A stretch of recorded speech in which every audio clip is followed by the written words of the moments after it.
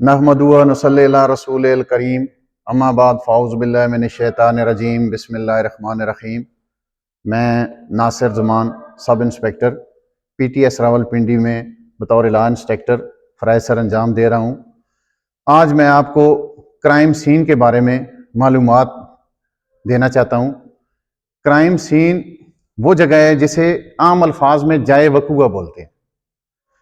ये आम तौर पे दो तरह के होते हैं,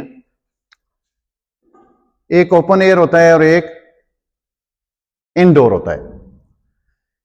इनडोर से मुराद कोई हवेली हो गई, कोई कमरा हो गया, या रोड एक्सीडेंट की सूरत में कोई कार या बस या रेलगाड़ी, एरोप्लेन एंड अदर जो चीज़ होती है वो हो गई।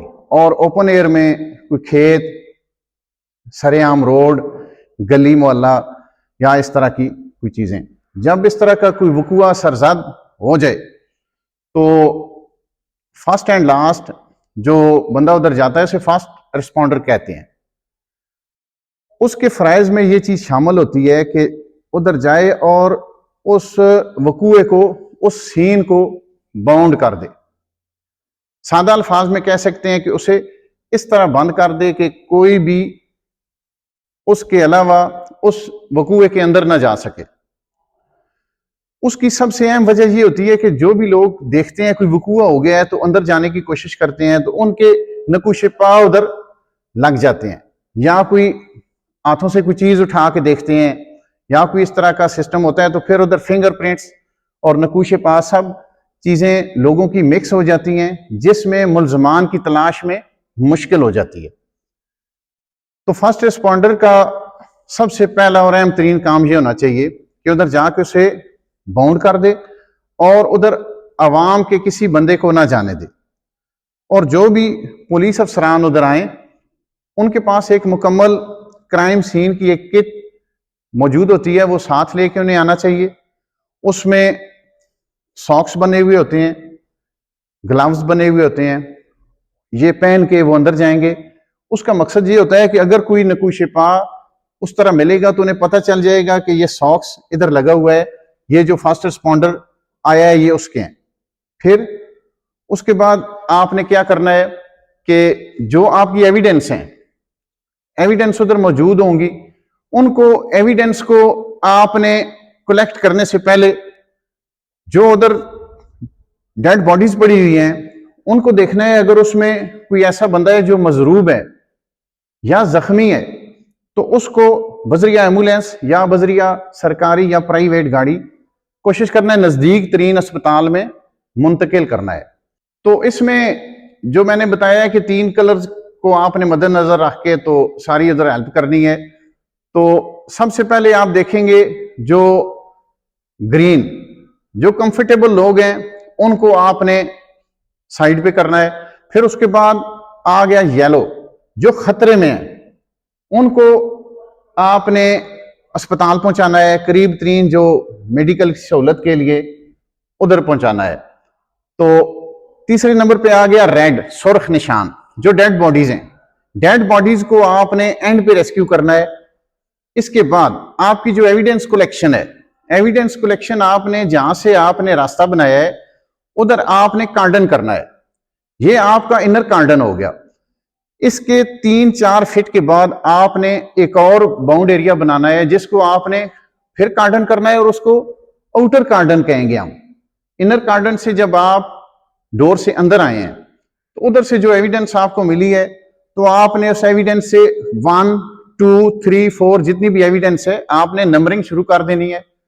तो जब आप आखिरी एविडेंस पे पहुंचेंगे तो वो एविडेंस आपने आखिरी नंबर से फिर क्लोज करनी शुरू कर देनी है।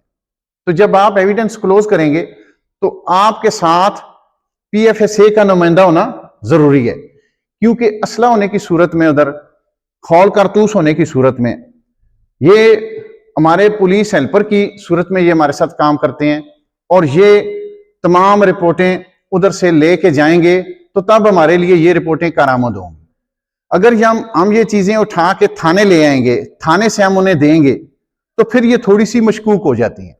जब आप वकूए पे जा रहे हैं, क्राइम सीन पे जा रहे हैं, तो आप सबसे पहले आपने एम्बुलेंस और मेडिकल हेल्पलाइन को बताते हुए साथ आपने इन लोगों को पीएफएसए के नुमाइंदे को आपने कॉल करनी है, क्योंकि इनकी जो एविडेंस है ये बड़ी अहमियत की हामिल है, और खास तौर पे असले के हवाले से और ये मौके पे ये चीजें जो कब्जे में लेते हैं, इनके पास उसके लिए तमाम ऐसी चीजें जिसमें ये महफूज कर लें जो जाया नहीं होती।